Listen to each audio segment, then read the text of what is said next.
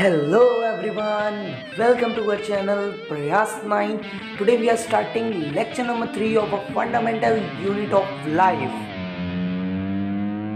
आई am Shivani Chauhan. इस video में हम लोग देखेंगे क्लास 9 साइंस की बुक का chapter 5 the fundamental unit of life जो है चैप्टर, उसका पार्ट 3। इससे पहले हम लोग ये देख चुके हैं कि इससे पहले वाला जो पार्ट है हमारा कि क्या क्या होता है सेल में, सेल किस चीज़ का बना हुआ होता है, उसका ऑर्गेनाइजेशनल स्ट्रक्चर वगैरह। अब हम इस वीडियो में जो है वो देखेंगे सेल वॉल, कि सेल वॉल क्या होती है। ठीक है, सेल वॉल और एक न्यूक्लियस के अंदर क्या क्या होता है वो सारी की सारी चीज़ें हम इसमें देखेंगे। तो देखिए, जो प्लांट सेल होते हैं उसमें एक तो प्लाज्मा मेम्ब्रेन होती है। ठीक है, in addition to the plasma membrane have another rigid outer covering called the cell wall। तो जैसे कि प्लांट सेल है, सपोज करिए, उसमें एक तो प्लाज्मा मेम्ब्रेन होगी। ठीक है, प्लाज्मा मेम्ब्रेन के बाहर एक और मोटी सी लेयर होगी जिसको हम सेल वॉल कहते हैं, और ये प्लांट सेल्स में होती है। प्लांट सेल जो ये सेल वॉल होती है ना, ये प्लाज्मा मेम्ब्रेन के बाहर की तरफ होती है।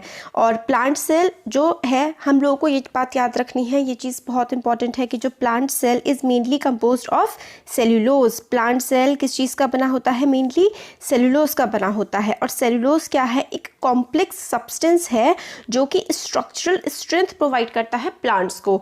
तो क्या है सेल्यूलोज? सेल्यूलोज एक कॉम्प्लेक्स, काफ़ी मतलब एक कॉम्प्लिकेटेड सा सब्सटेंस है और स्ट्रेंथ प्रोवाइड करता है। तो स्ट्रेंथ प्रोवाइडिंग एलिमेंट क्या है प्लांट सेल का या फिर प्लांट्स का? तो वो है सेल्यूलोज। ठीक है, तो लिविंग प्लांट सेल जो हैं वो वाटर लूज करते हैं। हम लोगों ने इससे पहले वाले वीडियोस में देखा था कि ऑस्मोसिस एक प्रोसेस होता है जिसमें जो सेल होता है वो वाटर को लूज करता है या फिर गेन करता है। तो जो लिविंग सेल है वो लूज करते हैं वाटर को प्रोसेस ऑफ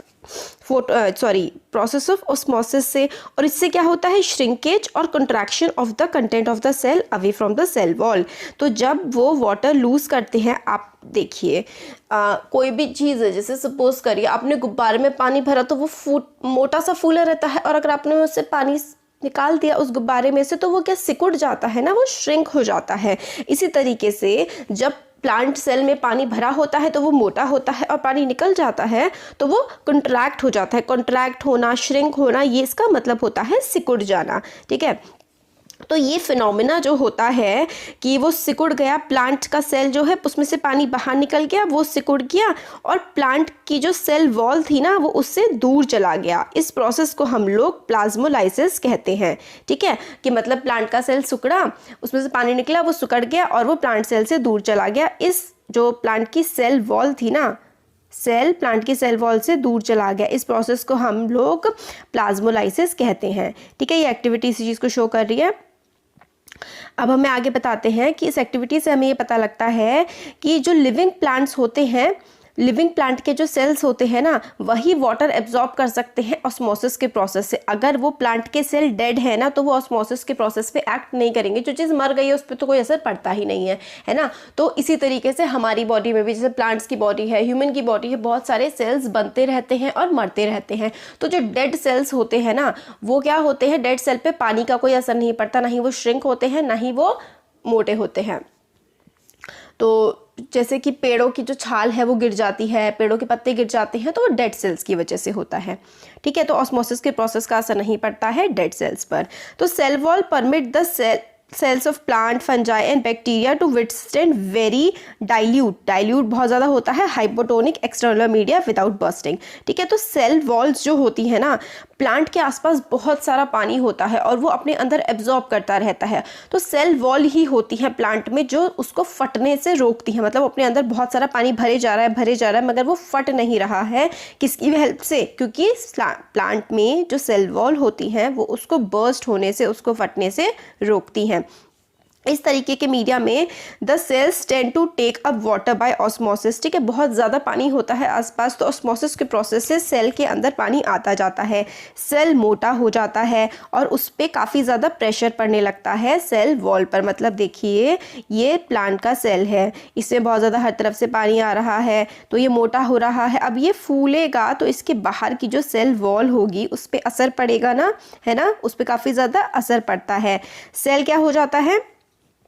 स्वेल हो जाता है। प्लांट की जो अपनी सेल वॉल होती है सेल की, उस पर वो अटैक करने लगता है। इसकी वजह से सेल वॉल पे प्रेशर क्रिएट होता है और wall exert an equal pressure against the swollen cell. और जो वॉल होती है ना, जो सेल है वो वॉल पे प्रेशर एक्सर्ट कर रहा है और जो वॉल है ना वो भी सेल पे पूरा ही इक्वल प्रेशर एक्सर्ट करती है। अभी आप लोग फिजिक्स में पढ़ेंगे, to every action there is equal and opposite reaction.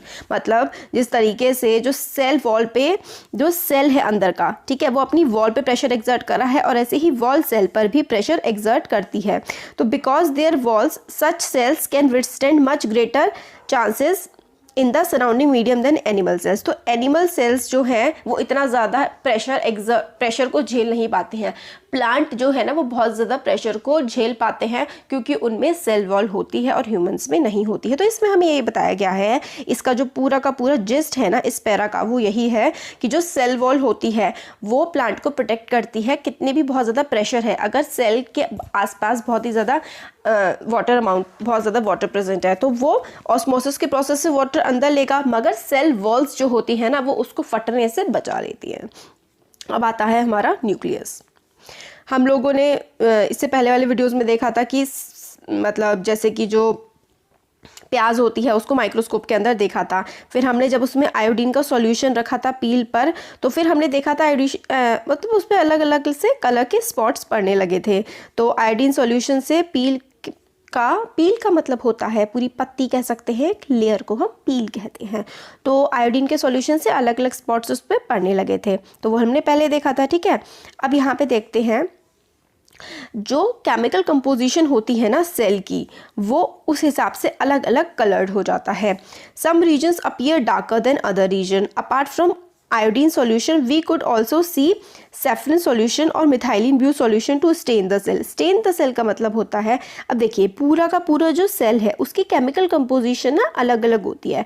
तो जब हम लोग उस पर आयोडीन सॉल्यूशन डालते हैं या फिर सेफ्रॉन सॉल्यूशन डालते हैं या फिर मिथाइलिन ब्लू का सॉल्यूशन डालते हैं ना, तो उस पर अलग अलग तरीके के स्टेन्स पड़ने लगते हैं, ठीक है, क्योंकि उसका केमिकल कंपोजिशन अलग अलग होता है। इससे हम लोगों को समझ में आ जाता है कि उसमें क्या क्या प्रेजेंट है, ठीक है। तो हम लोग इससे आगे ये समझ पाते हैं कि जो न्यूक्लियस है ना वो डबल्ड लेयर कवरिंग में होता है। न्यूक्लियस के पास कैसी कवरिंग होती है? डबल्ड लेयर कवरिंग होती है, जिसको हम लोग न्यूक्लियर मेम्ब्रेन कहते हैं। मतलब देखिए जो न्यूक्लियस है, न्यूक्लियस के बाहर ना एक और इसके लेयर बनी होती है, इसको हम लोग न्यूक्लियस की मेम्ब्रेन यानी कि न्यूक्लियर मेम्ब्रेन कहते हैं। न्यूक्लियर मेम्ब्रेन में पोर्स होते हैं। पोर्स का मतलब होता है छेद होते हैं, जिससे मटीरियल अंदर और बाहर जा सकता है। उसमें क्या होते हैं? पोर्स होते हैं which allowed the transfer of material from inside the nucleus to its outside, ठीक है। तो न्यूक्लियस के जो देखिए ये सेल है, सेल के बीचों बीच होता है न्यूक्लियस और सेल के न्यूक्लियस के चारों तरफ क्या होता है? साइटोप्लाज्म होता है। तो जो न्यूक्लियस होता है ना, न्यूक्लियस के बाहर न्यूक्लियर मेम्ब्रेन होती है। न्यूक्लियर मेम्ब्रेन में कुछ छेद टाइप के होते हैं जो न्यूक्लियस से बाहर की तरफ साइटोप्लाज्म में सब्सटेंस को पहुंचा देता है और साइटोप्लाज्म से न्यूक्लियस के अंदर भी वो सब्सटेंस पहुंचा देता है। ये इसमें लिखा हुआ है। न्यूक्लियस में क्या होता है? क्रोमोसोम्स होते हैं which are visible at rod like structure. तो ये देखिए न्यूक्लियस है, ये पूरा का पूरा सेल है, सेल के बीचों बीच न्यूक्लियस है। न्यूक्लियस में ना रॉड जैसे स्ट्रक्चर होते हैं जिसको हम लोग क्रोमोसोम्स बोलते हैं, ठीक है। क्रोमोसोम में काफ़ी सारी इंफॉर्मेशन होती है, inheritance of characteristics from parents to the next generation in the form of DNA. तो देखिए क्या मतलब है इसका। अगर हम लोग बिल्कुल सिंपल भाषा में समझें कि इस पूरे के पूरे पैराग्राफ में क्या लिखा हुआ है, तो देखिए वो है ये, हम लोग यहाँ पे लिख के देखते हैं। डीएनए न्यूक्लियस होता है, सबसे पहले क्या होता है? सेल, सेल के अंदर होता है न्यूक्लियस, ठीक है, हमें पता है न्यूक्लियस होता है। न्यूक्लियस के अंदर होते हैं क्रोमोसोम्स। न्यूक्लियस के अंदर क्या होते हैं? क्रोमोसोम्स होते हैं। क्रोमोसोम्स में क्या होता है? डीएनए होता है। एक तो क्रोमोसोम में दो चीज़ें होती है, एक होता है डीएनए और एक होता है प्रोटीन, ठीक है। डीएनए एंड प्रोटीन होता है। और डीएनए में क्या होते हैं? डीएनए में होते हैं जीन्स, ठीक है। तो अब देखते हैं क्या क्या है। न्यूक्लियस होता है, सेल में क्या होता है? न्यूक्लियस होता है सेल में। न्यूक्लियस के अंदर होते हैं क्रोमोसोम्स, ठीक है, क्रोमोसोम्स होते हैं न्यूक्लियस के अंदर। और क्रोमोसोम्स के अंदर दो चीज़ें होती हैं, एक होता है डीएनए और एक होता है प्रोटीन, ठीक है। और डीएनए के अंदर और क्या होते हैं? genes. Gene is the basic unit of inheritance and it is very important. DNA क्या करता है? DNA जो है इसकी फुल फॉर्म है डीऑक्सीराइबोन्यूक्लिक एसिड। देखिए अब हम यहाँ पे देखते हैं, ये जो मैंने डायग्राम बनाया था ना, आप अपनी नोटबुक्स में नोट कर लीजिए, इंपॉर्टेंट है ये। तो देखिए क्रोमोसोम्स में इंफॉर्मेशन होती है इनहेरिटेंस की, इनहेरिटेंस ऑफ कैरेक्टरिस्टिक्स। इसका मतलब ये होता है कि जो पेरेंट्स में कैरेक्टरिस्टिक्स हैं, जो पेरेंट्स की आदतें हैं, जो पेरेंट्स की खूबियां हैं, मतलब जो भी हम लोग कहते हैं ना पेरेंट्स से इनहेरिट करते हैं बहुत सारी आदतें, तो वो कैसे आती है? वो इन जीन्स की वजह से आती हैं। तो इनहेरिटेंस ऑफ कैरेक्टरिस्टिक, पेरेंट्स से हम लोग काफ़ी सारी चीज़ें लेते हैं। तो नेक्स्ट जनरेशन DNA की फॉर्म में, डीऑक्सीराइबोन्यूक्लिक एसिड की फॉर्म में जाती है। क्रोमोसोम्स में, क्रोमोसोम्स हो गया, क्रोमोसोम्स में क्या होता है? DNA होता है और प्रोटीन होता है ना। DNA मॉलिक्यूल्स में नेसेसरी इंफॉर्मेशन होती है जो कि सेल को बनाने के काम आती है। मतलब DNA पहुंच गया एक बॉडी से दूसरी बॉडी में, अब DNA में सारी की सारी, DNA इंजीनियर है, DNA के पास सारी की सारी इंफॉर्मेशन है कि किस तरीके से और आगे सेल्स बनाने हैं, ठीक है। और फंक्शनल यूनिट, जो काम करने वाली यूनिट होती है ना DNA की, वो होती है जीन्स। DNA के पास क्या होता है? पूरी इंफॉर्मेशन होती है कि भाई ऐसे काम करना है, और काम करता कौन है? काम करते हैं जीन्स, ठीक है। एक सेल जो डिवाइड नहीं हो रहा होता है, this DNA is present as chromatin material, ठीक है, in a cell which is not dividing. जो सेल खुद को बांट नहीं रहा होता है, this DNA is present as part of chromatin material, ठीक है। तो जो बांट नहीं रहा होता है तो वो क्रोमेटिन मटेरियल की तरह प्रेजेंट रहता है। Chromatin material is visible as entangled mass of thread like structure. तो क्रोमेटिन मटेरियल थ्रेड, धागे जैसे स्ट्रक्चर की तरह हमें दिखता है। Whenever the cell is about to divide, the chromatin material gets organised into chromosomes. तो जब तक डिवीजन नहीं हो रहा होता है तो वो क्रोमेटिन मटेरियल की प्रेजेंट में फॉर्म क्रोमेटिन मटेरियल की तरह प्रेजेंट होता है, और जैसे ही सेल को डिवाइड होना होता है तो ये क्रोमेटिन मटेरियल जो है ना, ये किस में कन्वर्ट हो जाता है? ये क्रोमोसोम्स में कन्वर्ट हो जाता है। आई थिंक आप लोगों को थोड़ा टफ लग रहा होगा, थोड़ा इजी करने की मैं बिल्कुल कोशिश करूंगी। पहले समझाती हूँ पूरा DNA, फिर दोबारा से बताएंगे, ठीक है। तो क्रोमेटिन मटेरियल की तरह प्रेजेंट होता है जब तक डिवाइड नहीं होना होता। जब डिवाइड होना है तो वो क्रोमोसोम बन जाता है। न्यूक्लियस काफ़ी इंपॉर्टेंट रोल प्ले करता है एक इंसान की रिप्रोडक्शन में, cellular reproduction, the process by which a single cell divides into two new cells. Cellular reproduction important है कि एक सेल जो है वो बाकी अलग अलग सेल्स में किस तरीके से डिवाइड होता जाता है, उसको हम बोलते हैं सेलुलर रिप्रोडक्शन। ये काफ़ी ज़्यादा क्रूशियल पार्ट है हमारे एनवायरनमेंट का, ठीक है। और the cell will develop and what form it will exhibit at maturity by directing the chemical activities of the cell. तो ये सारा का सारा DNA ही बताता है कि सेल किस तरीके से डिवाइड होगा, किस तरीके से वो आगे एक्टिविटी करेगा। कुछ ऑर्गेनिजम्स होते हैं जैसे कि बैक्टीरिया, उनका जो न्यूक्लियर रीजन होता है ना वो काफ़ी ज़्यादा पुअरली डिफाइंड होता है due to absence of nuclear membrane. अब एक बैक्टीरिया है, हमने क्या देखा था कि हर जो न्यूक्लियस होता है उसके बाहर न्यूक्लियर मेम्ब्रेन होती है, मगर जो बैक्टीरियाज होते हैं ना उनके पास न्यूक्लियर मेम्ब्रेन नहीं होती। वेरी इंपॉर्टेंट, आपके पास 1-2 नंबर का क्वेश्चन आ सकता है कि कौन से ऑर्गेनिज्म के पास न्यूक्लियर मेम्ब्रेन नहीं होती है, तो आंसर इज बैक्टीरिया। बैक्टीरिया के पास न्यूक्लियस के बाहर की जो मेम्ब्रेन होती है ना, न्यूक्लियर मेम्ब्रेन, वो नहीं होती। उसका जो न्यूक्लियर रीजन होता है वो ही बड़ा ही हौश-पौश सा होता है, मतलब ऐसे न्यूक्लियस होता है और उसकी मेम्ब्रेन नहीं होती ना, तो इसको हम न्यूक्लियोइड बोलते हैं। न्यूक्लियोइड क्यों बोलते हैं? क्योंकि वो जो न्यूक्लियस होता है ना, जिसके पास, जिस न्यूक्लियस के पास न्यूक्लियर मेम्ब्रेन नहीं होती, उसको हम लोग न्यूक्लियोइड बोलते हैं। ऐसे ऑर्गेनिजम्स जो हैं who cells lack nuclear membrane are called prokaryotes. तो प्रोकारियोट्स पुराने जीव, जो पुराने मतलब अब जो ह्यूमन है वो यूकारियोट है, बहुत सारे सेल्स हैं और उसके पास न्यूक्लियस के पास न्यूक्लियर मेम्ब्रेन है।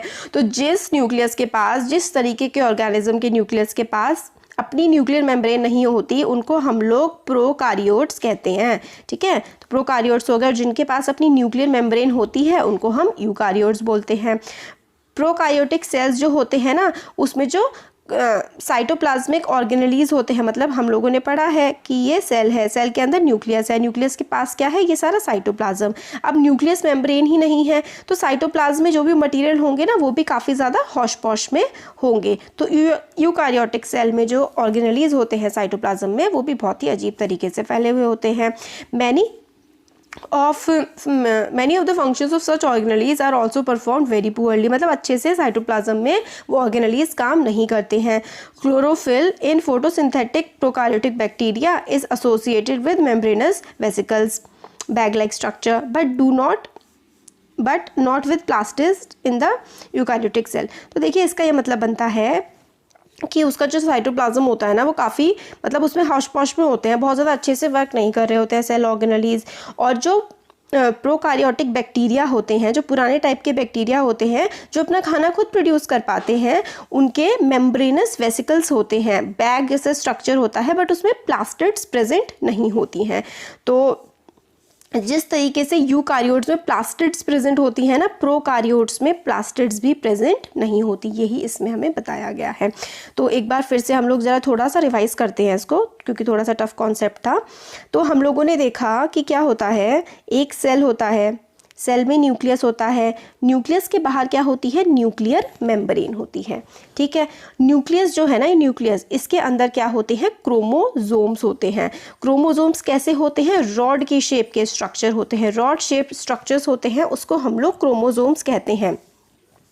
Only when the cell is about to divide, जब सेल डिवाइड होने वाला होता है तो क्रोमोजोम जो है वो एक इंफॉर्मेशन कंटेन करते हैं जो पेरेंट्स से आगे वाली जनरेशन में इंफॉर्मेशन को ट्रांसफ़र करता है। तो क्रोमोजोम्स के भी दो पार्ट होते हैं, क्रोमोजोम के दो पार्ट होते हैं, एक होता है डीएनए और एक होता है प्रोटीन। ठीक है, तो डीएनए जो है उसका भी फर्दर पार्ट होता है जीन्स। तो जीन्स जो है ना वो बेसिक यूनिट ऑफ हेरिडिटरी होते हैं।